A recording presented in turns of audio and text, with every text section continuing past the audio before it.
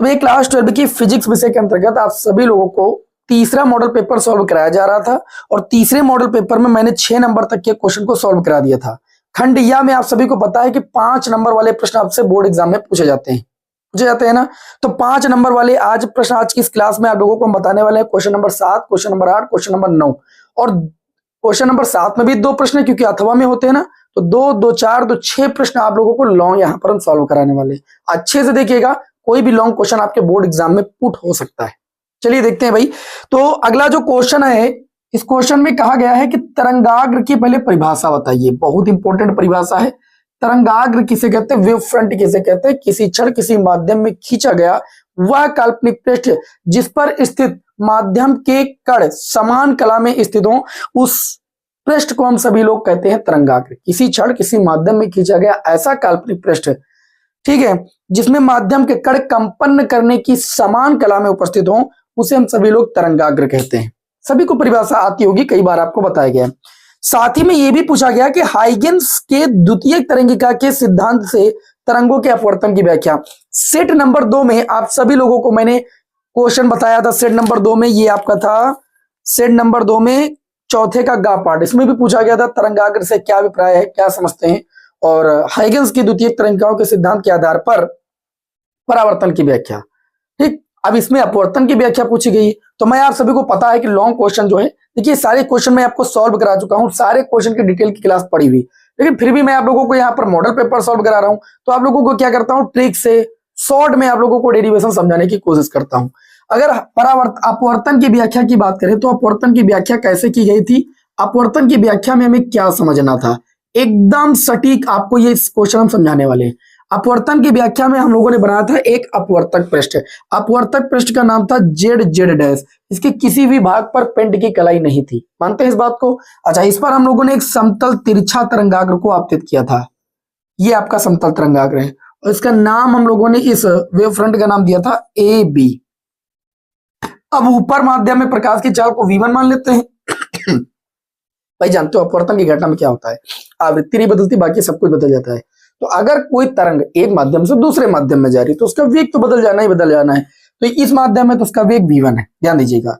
ये तरंगाग्र जो होता है, ये देखिए, ये जो पहली तरंग है, ठीक, तरंगाग्र में ये वाला जो एंगल होता है पूरा 90 डिग्री होता है। अच्छा, ये इस अपवर्तक पृष्ठ पर आपके द्वारा यहाँ पर हम लोग क्या करते हैं, एक नॉर्मल खींच लेते हैं अभिलंब, कारण भाई अपवर्तन की घटना दिखानी हमें। तो समतल जो तिरछा तरंगाग्र ए बी आपतित हो रहा है, उसकी ए बी तरंग जो है वो अपवर्तक पृष्ठ, ये अपवर्तक पृष्ठ है कि बिंदु ए पर जितनी समय होती है उतनी समय दूसरी तरंग जो होती है वो बिंदु बी पर होती है। ठीक है, अब बिंदु बी पर उपस्थित जो तरंग है वो बिंदु बी से चल करके जब ये यहाँ पहुंचती है, कहां पर, बिंदु बी पे से चल करके ए डैश पर जितने समय में पहुंचती है, मान लीजिए टी समय में पहुंचती है, उतने समय में ये जो तरंग ए होती है, पहली तरंग जो होती है ना, ये क्या होती है, इस अपवर्तक पृष्ठ से अपवर्तित हो चुकी होती है। और हम जानते हैं प्रकाश किरण विरल से सघन माध्यम में जाती है तो वह अभिलंब की ओर ऐसे झुक जाएगी। अब कितना आगे निकल जाएगी, इस चाप को बी ए डैश दूरी को लेकर के यहाँ पर हम लोग चाप लगा देते हैं और इसको नाम दे देते हैं बी, और बी इसको इससे मिला देंगे, इसको बी डैश नाम दे देते हैं ना, ये बी डैश है। जितने समय टी में, ध्यान दीजिएगा, जितने समय टी में ये दूसरी तरंग बी से चलकर ए डैश पर पहुंचती है उतने समय में पहली तरंग बिंदु ए पर अपवर्तित होकर के बी डैश पर पहुंच जाती है। मैंने इसीलिए इस चाप से यहां पर, मतलब इस दूरी से चाप लगाया है। अब ध्यान दीजिएगा, ये यहां पर भी अपवर्तन की घटना होगी, जाहिर सी बात है, तो ये भी अभिलंब की ओर ऐसे झुक जाएगा। ठीक, और ये वाला जो इन किरणों को आगे बढ़ा देंगे तो ये जो मिलेगा इसे कहते हैं अपवर्तित तरंगाग्र। क्या कहते हैं भाई, अपवर्तित तरंगाग्र। चित्र में बहुत कुछ नहीं समझना है, बहुत आसान डेरिवेशन है। अब ध्यान से समझिएगा भाई, ये अभिलंब है, ये आपतित किरण, इसके बीच आपतन कोण आई बनेगा। ये हमने कहा ये पूरा कोण 90 डिग्री होता है, तरंगाग्र में आप लोगों ने पढ़ा है। तो अगर ये पूरा कोण 90 डिग्री होगा तो ये वाला कोण जो हो जाएगा वो 90 माइनस आई हो जाएगा। ओके, उसी हिसाब से देखिए ये अभिलंब है इस पृष्ठ पर, ठीक है, तो अगर ये कोण 90 माइनस आई है तो 100% ये आई हो जाएगा, तभी दोनों कोणों का योग 90 होगा। ये कोण पता चल गया। अब इसी तरीके से यहां पर ये अभिलंब है, ये अपवर्तित किरण, इसके बीच कोण कौन सा बनेगा, अपवर्तन कोण आर बनेगा। अगर ये आर बनेगा तो ये 190 माइनस आर हो जाएगा, जैसे भी ऊपर मैंने बताया, और ये 90 माइनस आर हो गया तो ये अभिलंब इसके ऊपर है तो ये वाला कोण आपका आर हो जाएगा। अब चित्र में अगर आपने इतनी बात समझ ली, दूसरे माध्यम में प्रकाश की चाल को V2 मान लेते हैं, ठीक है। तो आपको करना क्या है, बस सिंपली कुछ नहीं करना, त्रिभुज ए बी ए डैश ले लेना है, ए बी ए डैश में, और ये एक समकोण त्रिभुज है, याद रखिएगा। क्यों? क्योंकि ये एंगल जो होता है 90 डिग्री होता है। अब इसमें ले लेंगे हम लोग साइन आई, साइन थीटा बराबर होता है लंब बटे कड़। 90 डिग्री के सामने भुजा लंब हो जाएगी ए ए डैश, है ना। 90 डिग्री के सामने भुजा कड़ कहलाती है। कोण के सामने भुजा लंब हो जाएगी बी ए डैश, और बटे में आपका हो जाएगा कड़ ए ए डैश। बी ए डैश दूरी की बात करें तो दूरी बराबर होता है चाल गुणे समय, और पहले माध्यम में चाल v1 और समय लग रहा है t, और बटे में हो जाएगा ए ए डैश। इसको हम लोग मान लेते हैं समीकरण 1। देखो अपवर्तन की व्याख्या कितनी आसान है। पुनः हम सभी लोग क्या करते हैं, त्रिभुज ले लेते हैं समकोण A B dash A dash, A B dash A dash में सूत्र लगा देंगे साइन आर, साइन थीटा बराबर होता है लंब बटे कड़। आर के सामने भुजा लंब हो जाएगी ए बी डैश, बटे में कड़ की बात करें तो ये आपका हो जाएगा ए ए डैश। ए बी डैश की बात करें दूसरे माध्यम में चाल V2 है और समय t लग रहा है, तो ए बी डैश की दूरी हो जाएगी V2t, और बटे में हो जाएगा ए ए डैश। समीकरण 2 मानेंगे, और सिंपली करना क्या है, समीकरण 1 भागे 2 कर देना है। समीकरण 1 को 2 से भाग कर देना है। क्यों? क्योंकि स्नेल के नियम में आपने पढ़ा है कि आपतन कोण की ज्या और अपवर्तन कोण की ज्या का जो अनुपात होता है नियतांक होता है। तो मैं बता दूं, जब आप यहां पर भाग करेंगे तो ये साइन आई बटे में साइन आर बराबर साइन आई की वैल्यू हो जाएगी V1t बटे में ए ए डैश, और साइन आर की वैल्यू हो जाएगी V2t बटे में ए ए डैश। ए ए डैश से ए ए डैश कैंसिल, और ये t से t कैंसिल, ये आ जाएगा साइन आई और बटे में साइन आर बराबर V1 बटे में V2। ये बस वेग के पदों में आया है, लेकिन ये भी स्नेल का नियम ही है। ये भी क्या है, स्नेल का नियम, मैंने आपको बताया था, अपवर्तन संबंधी दूसरा नियम। तो आप कहेंगे यही स्नेल का नियम है, स्नेल का नियम है, ठीक। तो इस तरीके से हम लोगों ने क्या किया, देखो पहला जो नियम है अपवर्तन का, आपतित और अपवर्तित और अभिलंब तीनों एक तल में आपको दिख रहे हैं। दूसरा ये है तो मैंने सिद्ध कर दिया। इस तरीके से अपवर्तन की व्याख्या हो जाती है, और ये बहुत आसान क्वेश्चन था, ठीक, शॉर्ट में मैंने बताया। अच्छा, परावर्तन में क्या करते हैं, साइन आई निकालते हैं, साइन आर निकालते हैं। इसमें परावर्तित तरंग अगर प्राप्त होता है साइन आई बराबर साइन आर दिखाते हैं, एंगल आई को आर के बराबर दिखा देते हैं। आपतन कोण परावर्तन कोण के बराबर होता है, तो वहां पर परावर्तन की व्याख्या हो जाती है। कितना सिंपल है भैया। चलिए आगे बढ़ते हैं भाई। अब यहां पर बात करेंगे, इसमें देखिए 7वें क्वेश्चन में अथवा पार्ट में भी एक क्वेश्चन लगा है। तो इसमें फायदा यही है, जो मैं आप लोगों को क्वेश्चन सॉल्व कराता हूं, इसमें फायदा आपका ये है कि एक लॉन्ग क्वेश्चन की जगह आप सभी लोग 2 सीख जाते हैं। चलिए भाई, अथवा वाला पार्ट भी देख लेते हैं। और अथवा वाले पार्ट में देखिए आपसे एक न्यूमेरिकल पूछा गया है, जो कि खगोलीय दूरदर्शी, ठीक, दूरदर्शी का न्यूमेरिकल है भैया। और दूरदर्शी में मैंने आपको न्यूमेरिकल जब कराया तो मैंने बताया है कि आपको फार्मूला आना बहुत जरूरी है। जैसे इसमें कहा है, इन्होंने क्या कहा है कि एक दूरदर्शी के अविदृश्यक व नेत्रिका लेंसों की फोकस दूरी। भैया जो दूरदर्शी होती है उसका जो अविदृश्यक लेंस होता है बड़े द्वारक का, और ये नेत्रिका लेंस छोटे द्वारक का होता है।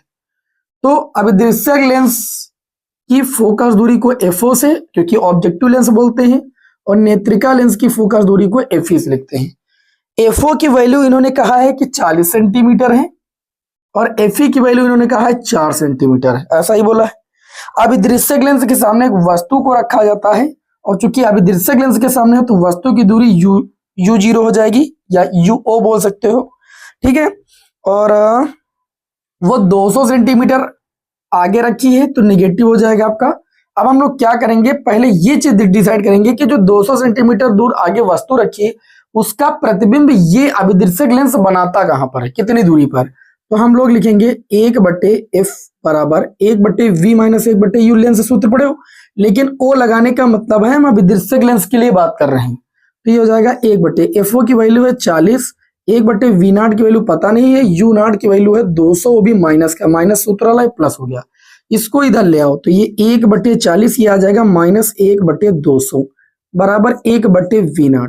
हम 200 LCM ले लेंगे, 4 पंचे होता है 20 माइनस 5 कम 5, और ये 1 हो जाएगा बराबर 1/v0। ये आपका 4/200 बचेगा बराबर 1/v0। 4 पंचे 20 गुणा करोगे तो v0 की वैल्यू आपकी आ जाएगी 50 सेंटीमीटर। मतलब हम ये कह सकते हैं कि जो अभिदृश्यक लेंस है इस 200 सेंटीमीटर आगे जो दूर वस्तु रखी है उसका प्रतिबिंब कितनी दूरी पर बनाएगी, मान लीजिए यहां पर बनाएगी। फिर हम लोग क्या करते हैं, इसमें एक दंतुर चक्र व्यवस्था होती है जिसके माध्यम से हम लोग क्या करते हैं, जो इस अभिदृश्यक लेंस द्वारा यहाँ पर प्रतिबिंब बन रहा होता है, इस प्रतिबिंब को हम लोग क्या करते हैं, इसके फोकस और प्रकाशिक केंद्र के बीच लाने का प्रयास करते हैं। कारण क्योंकि उत्तल लेंस की छठवीं स्थिति कहती है कि वस्तु जब अगर हमारी फोकस और प्रकाशिक केंद्र के बीच स्थित होगी तभी प्रतिबिंब आभासी सीधा और बड़ा बनेगा।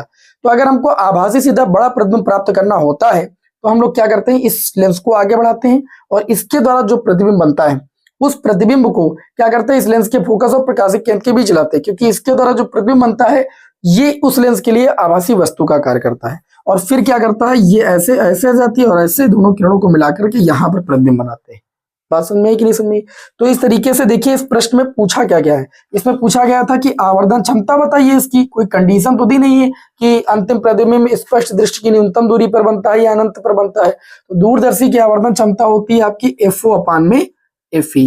तो M बराबर FO की अगर बात करें, मतलब अभिदृश्यक लेंस की फोकस दूरी की बात करें तो 40 सेंटीमीटर, नेत्रिका लेंस की फोकस दूरी की बात करें 4 से 40 को काट देंगे तो ये आपका आ जाएगा 10। आवर्धन क्षमता का भैया कोई मात्रक नहीं होता, इस बात का ध्यान रखिएगा। लेकिन प्रश्न में इतनी बात ही नहीं पूछी गई है और दोनों लेंसों के बीच की दूरी भी पूछी गई है। तो दोनों लेंसों के बीच की अगर दूरी की बात करें, लेंसों के बीच की दूरी, तो देखिए आपको V0 की वैल्यू ये यहां से यहां तक पता है और यहां से यहां तक की आपको फोकस दूरी पता है, ठीक है। तो आप लेंसों के बीच की दूरी निकालेंगे V0 प्लस FE से। अब आप सोच रहे होंगे कि ये वस्तु, ये जो प्रतिबिंब बन रहा है वो तो इसके अंदर ही होना चाहिए, अंदर होगा, लेकिन जितना आप अंदर प्रतिबिंब ले जाएंगे उतनी दूरी फोकस को भी तो इधर ही करेंगे। कुल मिलाकर के FE और V0 की वैल्यू को जब जोड़ लेंगे तो आपको दोनों लेंसों के बीच की दूरी पता चल जाएगी। V0 की वैल्यू अभी आपने निकाला है 50 सेंटीमीटर और नेत्रिका लेंस की फोकस दूरी आपको 4 दी गई, टोटल जोड़ लेंगे तो 54 सेंटीमीटर मिल जाएगा। तो इस प्रश्न में पूछा गया था कि आवर्धन क्षमता कितनी होगी, तो वो आपकी 10 होगी और लेंसों की फोकस दूरी कितनी होगी, लेंसों के बीच की दूरी कितनी होगी, तो 54 सेंटीमीटर हो जाएगी। कोई समस्या? कोई समस्या नहीं। चलिए भाई, अब हम सभी लोग, आप लोगों को देखिए क्लास पसंद आ रही होगी, जब आप लगातार क्लास में बनेंगे तो जरूर अच्छा लगेगा। इतना आसान भाषा में मैं आपको समझाने की कोशिश करता हूं। चलिए भाई आगे बढ़ते हैं, वीडियो को लाइक जरूर कर दीजिए, ठीक है। आगे बढ़ते हैं और अगला जो क्वेश्चन दिया गया है इसमें बोला गया हाइड्रोजन परमाणु के लिए बोहर की अवधारणाएं लिखिए। देखिए बोहर की 3 परिकल्पनाएं हैं। बोहर की परिकल्पनाएं हर एक विद्यार्थी को रटा होना चाहिए। बोहर की अवधारणाएं या परिकल्पनाएं आप बोल सकते हैं, कल्पनाएं। इस क्वेश्चन में 2-3 बातें आपसे पूछी गई, लॉन्ग क्वेश्चन है 5 नंबर की, कि बोहर की परिकल्पनाएं क्या होती है। देखिए रदरफोर्ड के परमाणु मॉडल में जो कमियां पाई गई उन कमियों को दूर किसने किया, बोहर साहब ने किया। तो बोहर साहब ने उनके लिए 3 परिकल्पनाओं को दिया। पहली परिकल्पना में उन्होंने कहा कि इलेक्ट्रॉन केवल उन्हीं कक्षाओं में घूम सकते हैं जिनमें उनका कोणीय संवेग h/2π का पूर्ण गुणज हो। अर्थात कोणीय संवेग को mvr से लिखते हैं, ये किसके बराबर होगा, NH/2π के बराबर होगा। ये पहला नियम था, जहां पर इन्होंने ये चीज बताया कि जो मुख्य n है, मुख्य क्वांटम संख्या है 1 2 3 4 5।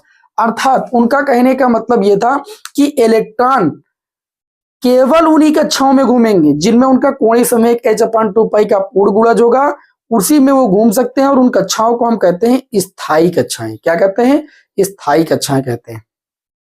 बात इतनी समझ में है कि नहीं। फिर आगे अगर हम लोग यहाँ पर समझने की कोशिश करेंगे तो देखिए इन्होंने एक चीज और बताई थी। क्या बताई थी, इन्होंने अपने परमाणु मॉडल में ये बात भी बताई थी कि जो स्थायी कक्षाओं में इलेक्ट्रॉन घूमते हैं, स्थायी कक्षाओं में घूमते समय इलेक्ट्रॉन जो होते हैं वो ऊर्जा का उत्सर्जन नहीं करते हैं। क्या करते हैं भाई, ऊर्जा का उत्सर्जन नहीं करते हैं। अर्थात जो परमाणु का स्थायित्व है वो बना रहता है, ठीक है। स्थायी कक्षाओं में आप लोग लिख सकते हैं, स्थायी कक्षाओं में इलेक्ट्रॉन घूमते तो हैं, में घूमते समय ऊर्जा का उत्सर्जन नहीं करते। ये बोहर साहब की नहीं करते, दूसरी परिकल्पना थी, ठीक। अर्थात परमाणु का स्थायित्व बना रहता है। तीसरी परिकल्पना जो उन्होंने दी वो क्या दी, तीसरी परिकल्पना में उन्होंने कहा कि जब इलेक्ट्रॉन को कहीं बाहर से एनर्जी मिल जाती है तो इलेक्ट्रॉन उस एनर्जी को ग्रहण करके उच्च कक्षा से निम्न कक्षा से उच्च कक्षा में जाता है और 10 की घात -8 सेकंड रुकने के पश्चात न अपनी कक्षा में वापस आ जाता है। तो इस स्थिति में फार्मूला निकाला गया था, उन कक्षाओं की ऊर्जाओं का जो अंतर होता है वो किसके बराबर होता है, एच न्यू के बराबर होता है। किसके बराबर होता है, एच न्यू के बराबर होता है। ये बोहर साहब की तीसरी परिकल्पना थी। किसकी परिकल्पना थी, बोहर साहब की तीसरी परिकल्पना थी। यहां से अगर न्यू की वैल्यू हम निकालेंगे तो E2 माइनस E1 बटे में कितना मिलेगा, H। जहां E2 थी उच्च कक्षा की ऊर्जा और E1 थी प्रथम कक्षा की ऊर्जा। मतलब सीधी सी बात है, बोहर साहब ने अपनी परिकल्पना नंबर 3 में बताया कि जब इलेक्ट्रॉन को कहीं बाहर से एनर्जी मिल जाती है तो उस एनर्जी को ऑब्जॉर्ब करके वह निम्न कक्षा से उच्च कक्षा में चला जाता है और 10 की घात -8 सेकंड रुकने के बाद पुनः उसी कक्षा में वापस आ जाता है। ठीक है, तो अगर ऊर्जाओं का अंतर, कक्षाओं की ऊर्जाओं का अंतर E2 माइनस E1 से प्रदर्शित करें तो E2 माइनस E1 किसके बराबर होगा, एच न्यू के बराबर होगा। बात समझ में आ गई कि नहीं समझ में आ गई। तो ये बोहर साहब की तीसरी परिकल्पना थी। लेकिन इतना इस क्वेश्चन में आपको नहीं करना है, इसके अलावा भी आपसे कहा गया है कि जो इलेक्ट्रॉन नाभिक के चारों ओर चक्कर लगाते हैं, ठीक है, वृत्ताकार पांख पर जो चक्कर लगाते हैं स्थायी कक्षाओं में, उनके लिए आपको क्या करना है, ये सिद्ध करना है कि परमाणु की कक्षीय त्रिज्या r जो होती है मुख्य क्वांटम संख्या n के वर्ग के अनुक्रमानुपाती होती है। मतलब आपको यहां पर ये सिद्ध करना है r अनुक्रमानुपाती n स्क्वायर। ये डेरिवेशन आपको करना है, तब जाकर के भैया आपको 5 नंबर मिलेंगे, ऐसे 5 नंबर नहीं मिलेंगे, ऐसा प्रश्न का कहना है। ठीक है, तो चलिए हम सभी लोग सिद्ध करते हैं कि r जो होता है वो कैसे n स्क्वायर के समानुपाती होता है। बहुत अच्छे से यहां पर समझेंगे। देखिए, आप सभी को पता है कि जो इलेक्ट्रॉन नाभिक के चारों ओर चक्कर लगाते हैं तो उनके बीच वैद्युत आकर्षण बल कार्य करेगा। क्यों, क्योंकि भैया नाभिक होगा धनावेश और चारों ओर जो चक्कर लगा रहे हैं वो होंगे इलेक्ट्रॉन ऋणावेश। तो धनावेश ऋणावेश के बीच कैसा वैद्युत आकर्षण बल कार्य करता है, आकर्षण बल कार्य करता है। और कूलाम के नियम से अगर उस बल की बात करें तो वह बल आपका हो जाएगा वैद्युत बल 1/4 पाई एप्सिलॉन नॉट, दोनों आवेशों का मल्टीप्लाई। नाभिक का आवेश जेडी हो जाएगा, इलेक्ट्रॉन का आवेश ई हो जाएगा और उसके बीच की दूरी जो हो जाएगी वो नाभिक की त्रिज्या हो जाएगी। ठीक, तथा अब चूंकि वृत्तीय पथ पर उतनी टाइम वो इलेक्ट्रॉन गत करते हैं नाभिक के चारों ओर, तो उनके बीच कार्य करने वाला जो अभिकेंद्र बल होगा वो कहां से प्राप्त होगा, इसी से तो प्राप्त होगा। तो अर्थात जो अभिकेंद्र बल हो जाएगा वो कितना हो जाएगा, mv²/r, और ये अभिकेंद्र बल इसी वैद्युत आकर्षण बल से प्राप्त होगा। इसको हम मान लेंगे समीकरण 1। तथा अभी आप लोगों ने पढ़ा कि जो कोणीय संवेग mvr होता है वो NH/2 के बराबर होता है। ठीक है, होता है ना। इसको मान लेंगे हम लोग समीकरण 2 और सिंपल सा क्या करेंगे, समीकरण 1/2 करेंगे, लेकिन 2 का स्क्वायर कर देंगे। तो समीकरण 1 में आपका हो जाएगा mv²/r और समीकरण 2 के LHS में हो जाएगा m²v²r² बराबर, ये आपका हो जाएगा 1/4 पाई एप्सिलॉन नॉट ZE² बटे में r, पूरे के बटे में आ जाइए तो ये आपका हो जाएगा NH/2 पाई। इसका करना है स्क्वायर क्योंकि दूसरी समीकरण का स्क्वायर किया गया है। तो ये आपका हो जाएगा n² H²/4 पाई स्क्वायर, 2 का स्क्वायर 4, पाई का स्क्वायर पाई स्क्वायर। अब काटिए भाई, m से एक m कैंसिल, v² से v² कैंसिल। ठीक है, और कुछ कैंसिल होगा, कैंसिल करते हैं, ये r से ये r आपका कैंसिल हो जाएगा, यहीं पर कैंसिल हो जाता। ठीक, तो ऊपर बचेगा आपका कितना, ऊपर आपका कुछ नहीं बचेगा, 1 बचेगा। नीचे कितना बचेगा, 1 m बचेगा, r² बचेगा। यहां पर काटिए भाई, क्या कटेगा, ये 4 पाई से 4 पाई कैंसिल हो जाएगा, एक पाई बचेगा और पाई ऊपर चला जाएगा। तो पाई ZE² बटे में आपका बचेगा n², आपका बचेगा s², आपका बचेगा एप्सिलॉन नॉट। कोई समस्या बताइए भाई, इतना ही तो बचेगा, n² h², ये पाई ऊपर चला गया। ओके ओके, कोई दिक्कत नहीं। अब दोनों पक्षों को पलट देंगे तो ये हो जाएगा mr² बराबर, ये ऊपर चला जाएगा n² h² एप्सिलॉन नॉट बटे में पाई ZE²। ओके, यहां पर ध्यान से देखिए तो m क्या अनुक्रमानुपाती नियतांक, इस m को हम इधर ले जा सकते हैं तो ये m पाई बन जाएगा। पाई नियतांक, z नियतांक, e नियतांक, ये सब नियतांक है। कुल मिलाकर के हम इसको कह सकते हैं कि देखिए यहां पर r², एक r भी कैंसिल होना चाहिए, शायद वही कहीं पर मिस्टेक कर रहा है। कहां पर मिस्टेक कर रहा है देखते हैं भी हम, कहां पर गलती हुई है। इसका मैंने वर्ग किया है mv²/r, देखिए कहां पर गड़बड़ी हुई है, कहां पर गड़बड़ी हुई है। अच्छा, यहां पर दूरी का वर्ग होता है ना, ये गड़बड़ी हुई है।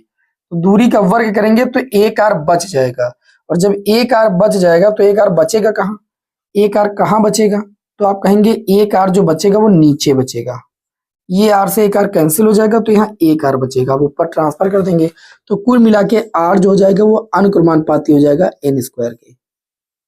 ठीक, जो कक्षीय त्रिज्या होती है वो मुख्य क्वांटम संख्या के वर्ग के क्या होती है, अनुक्रमानुपाती होती है। बताओ क्वेश्चन समझ में आया कि नहीं समझ में आया। हमें उम्मीद है कि आप लोगों को अच्छे तरीके से समझ में आ गया होगा। अगला क्वेश्चन है आपका, इसी के अथवा पार्ट में आपसे पूछा गया है, मतलब ये क्वेश्चन नंबर 8 था और इसी के अथवा पार्ट में आपसे पूछा गया है कि नाभिकीय विखंडन क्या होता है। कई बार आपसे प्रश्न बोर्ड एग्जाम में आता है, नाभिकीय संलयन और नाभिकीय विखंडन सब विद्यार्थी जानते हैं अच्छे से। नाभिकीय विखंडन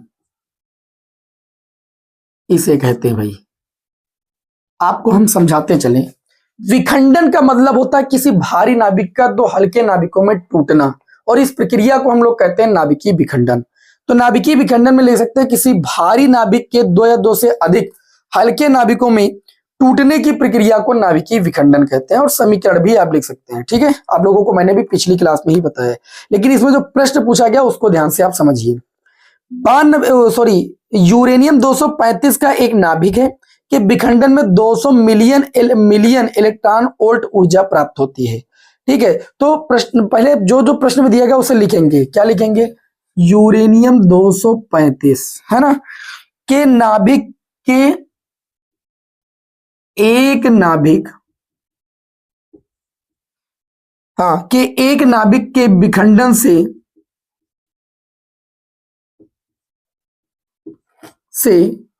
जो आपको प्राप्त ऊर्जा हो रही, प्राप्त ऊर्जा वो आपको मिलियन इलेक्ट्रॉन वोल्ट में दी गई है। कितने मिलियन इलेक्ट्रॉन वोल्ट दी गई है, तो आप कहेंगे 200 मिलियन इलेक्ट्रॉन वोल्ट। इसको आप चेंज कीजिए, 200 मिलियन का मतलब 10 की पावर 6, इलेक्ट्रॉन वोल्ट का मतलब 1.6 गुणे 10 की घात -19, और ये आपका हो जाएगा जूल में। 16 दूना 32, 3.2 और 2 जीरो का मतलब 10 की घात 2, 10 की घात 2, 10 की घात 6, 10 की घात 8, ये हो जाएगा 10 की घात -11, और ये आपका हो गया जूल। पहले इस बात को आप समझिए। अब यहां पर आपसे ये पूछा गया कि रिएक्टर में प्रति सेकंड कितने नाभिक विखंडित हो रहे हैं, और आपको ये दिया गया है कि एक रिएक्टर में 4 मेगावाट की शक्ति प्राप्त हो रही है। तो जो प्राप्त शक्ति हो रही, ध्यान से समझिए, प्राप्त शक्ति आपको कितनी प्राप्त हो रही है, तो आप कहेंगे कि 4 मेगावाट, मेगा का मतलब 10 की घात 6 वाट आपको प्राप्त हो रही है। प्रश्न पूछा गया कि रिएक्टर में प्रति सेकंड विखंडित नाभिकों की संख्या, तो प्रति सेकंड विखंडित नाभिकों की संख्या आपसे पूछी जा रही है। तो प्रति सेकंड विखंडित नाभिकों की जो संख्या हो जाएगी, प्राप्त शक्ति 4 गुणे 10 की पावर 6 और बटे में एक नाभिक के विखंडन से जो प्राप्त ऊर्जा हो रही है उससे उसको भाग कर देंगे पूरा, तो ये आपका हो जाएगा कितना, एक नाभिक से आपको प्राप्त हो रही 3.2 गुणे 10 की घात -11 जो। तो ये जब पॉइंट हटाएंगे तो ऊपर आपका 40 हो जाएगा, नीचे आपका 32 हो जाएगा, ये 11 ऊपर जाएगा, 10 की घात +11 और 6 कितना हो जाएगा 17, 4 एकम 4, 4 8 32, 2 5 हो जाएगा, 4 हो जाएगा, 5/4 का मतलब समझते हो, 4 एकम 4 दशमलव लगाओ, 4 दूनी 8 और 4 पंचे 20 गुणे 10 की घात 17। ये आपका संख्या है ना, तो संख्या का कोई मात्रक तो होगा नहीं, 1.25 गुणे 10 की घात 17 नाभिक आपको मिल जाएगा। इस प्रश्न में पूछा गया था कि नाभिकीय विखंडन से क्या तात्पर्य है, तो किसी भारी नाभिक का दो या दो से हल्के नाभिकों में टूटने की जो प्रक्रिया होती है उसे नाभिकीय विखंडन कहते हैं। और इन्होंने कहा था कि एक भारी नाभिक है जो कि यूरेनियम 235 के एक नाभिक से विखंडित ऊर्जा प्राप्त, आपको विखंडन से ऊर्जा प्राप्त हो रही और कुल शक्ति इतनी प्राप्त हो रही। तो आपसे पूछा गया था प्रति सेकंड कितने नाभिक जो है विखंडित नाभिकों की संख्या होगी, तो कुल शक्ति से नाभिक के विखंडन से प्राप्त ऊर्जा को भाग कर देंगे तो हमको ये पता चल जाएगा संख्या, नाभिकों की संख्या, ठीक, प्रति सेकंड। तो ये क्वेश्चन भी आपको समझ में आ गया होगा। अब अगला क्वेश्चन है ठोसों में ऊर्जा बैंड, जो कि एग्जाम में कई बार प्रश्न आ चुका है और हर एक विद्यार्थी को पता है ठोसों में ऊर्जा बैंड, है ना। सभी लोगों को पता है कि किसी भी जब भी ठोस का निर्माण होता है तो परमाणु आपस में मिलते हैं। क्या होता है भाई? परमाणु आपस में मिलते हैं, और जब परमाणु आपस में मिलते हैं तो उनके बीच अन्योन क्रिया होती है। ठीक है, अन्योन क्रिया होने की वजह से क्या होता है, उनके लेयर बन जाती है, और लेयर जो होती है वो बैंड का रूप ले लेती है, जिसे हम सभी लोग ऊर्जा बैंड कहते हैं। क्या कहते हैं भाई? ऊर्जा बैंड कहते हैं। प्रश्न में यही कहा गया है कि ठोसों में ऊर्जा बैंड क्या होते हैं। तो आप साफ तौर पर बता सकते हैं कि जब अनेक परमाणु मिलकर किसी ठोस की रचना करते हैं, कई बार ये बात आप लोगों को, मैंने अभी इसके पहले वाले भी सेट में शायद इसको सॉल्व कराया था, कि जब अनेक परमाणु मिलकर किसी ठोस की रचना करते हैं तो इन परमाणुओं के बीच अन्योन क्रियाओं के कारण उनके ऊर्जा स्तरों में विक्षोभ उत्पन्न हो जाता है, जिसके परिणाम स्वरूप प्रत्येक ऊर्जा स्तर जो होता है वो बैंड का रूप ले लेता है, जिसे हम सभी लोग ऊर्जा बैंड कहते हैं। और ऊर्जा बैंड के आधार पर मैंने चालक, आचालक और अर्धचालक की व्याख्या समझाई थी। मैं आप लोगों को एक बार और बता दे रहा हूं। जो चालक की व्याख्या करनी थी तो इसमें यही बताना था कि चालक वे पदार्थ होते हैं जिनमें विद्युत धारा का संचालन किया जा सकता है। इनके जो चालन बैंड होते हैं, ऊपर वाला चालन बैंड है आपका और नीचे वाला संयोजी बैंड होता है, इनके बीच जो वर्जित ऊर्जा अंतराल होता है, जिसे हम सभी लोग एनर्जी गैप कहते हैं, वो क्या होता है? एकदम नगण्य होता है। संयोजी और चालन बैंड के बीच जो एनर्जी गैप होता है वो बिल्कुल नगण्य होता है, जिस वजह से धारा का संचालन हो सकता है। उदाहरण में तांबा, लोहा, चांदी, सोना, कुछ भी आप लिख सकते हैं, जो भी चालक पदार्थ होते हैं। अच्छा, इसमें यही बताना है एनर्जी गैप कितनी होती है। और उसके बाद आपसे पूछा गया है आचालक। तो आचालक में चालन बैंड और संयोजी बैंड के बीच एनर्जी गैप सबसे ज्यादा होती है। ठीक है, एनर्जी गैप सबसे ज्यादा होती है। कितनी होती है आप लोगों को बता दें हम, तो इस संयोजी बैंड और चालन बैंड के बीच जो एनर्जी गैप होती है, मैंने आप लोगों को बताई थी, वो कही थी कि 3 इलेक्ट्रॉन वोल्ट से भी ज्यादा होती है। हीरे के लिए तो 6 इलेक्ट्रॉन वोल्ट शायद होती है। और अर्धचालक में आप लोगों को मैंने बताया था, अर्धचालक में कि जो चालन बैंड और संयोजी बैंड के बीच एनर्जी गैप होता है वो क्या होता है? थोड़ा सा चालन बैंड से थोड़ा सा ज्यादा होता है, हल्का सा, या आचालक बैंड से कम होता है। और ये एनर्जी गैप आप लोगों को हम बता दें कि 1 इलेक्ट्रॉन वोल्ट के आसपास होता है। इनके बीच जो एनर्जी गैप होता है, एनर्जी गैप, वो 1 इलेक्ट्रॉन वोल्ट के आसपास होता है। किसके किसके बीच? चालन और संयोजी बैंड के बीच। तो जब ताप इनका बढ़ाते हैं, ये चालन बैंड हो गया, इनका संयोजी बैंड नहीं दिखाया था क्या? ये चालन हो गया अर्धचालक का, और ये संयोजी हो गया। इसमें ये चालन हो गया और ये हो गया संयोजी बैंड। इनके बीच जो एनर्जी गैप होती है वो लगभग 1 इलेक्ट्रॉन वोल्ट के आसपास होती है। किसमें? अर्धचालक पदार्थों में।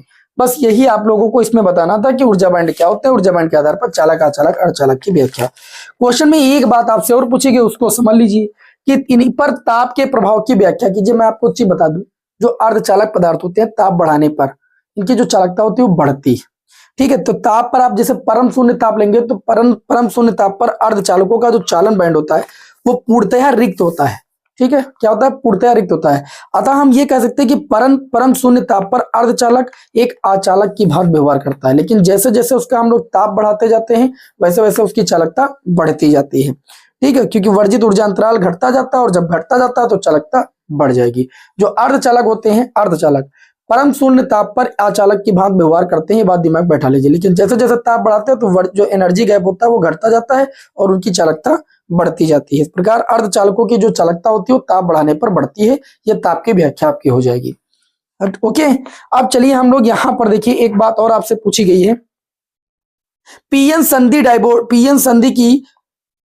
डायबोर्ड की संधि पर अवक्षय परत का बनना स्पष्ट कीजिए और विभव, प्राचीर और एवलांस भंजन की प्रक्रिया बताइए। Very very most important question. आप सभी लोगों को मैंने अभी पीएन संधि डायबोर्ड, जो सेमीकंडक्टर चैप्टर है, इसमें मैंने इस चैप्टर को बहुत अच्छे से 1 शॉट क्लास आप लोगों को दी थी। इसके इस चैप्टर के सारे न्यूमेरिकल भी आपको हम करा दिए हैं। ठीक है, लेकिन आप लोगों ने अगर पढ़ा होगा तो ये आप लोगों के लिए आसान हो गया, क्योंकि मैंने आपको समझाया था। क्या समझाया था? कि जब पी टाइप क्षेत्र